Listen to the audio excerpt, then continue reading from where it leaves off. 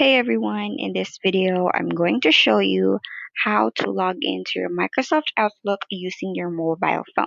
Now, for this tutorial, you might download the Microsoft Outlook app that is available on Google Play Store and iOS.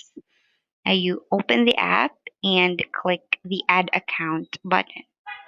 Now, if you have existing accounts, you may click on it, and if you don't have, you just type in your email.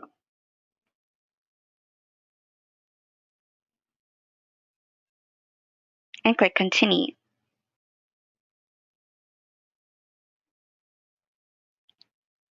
Select a Google account,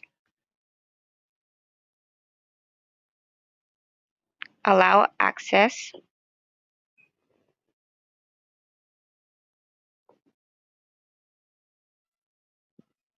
and after that, you may proceed to your inbox. And you have successfully logged in to your Outlook account.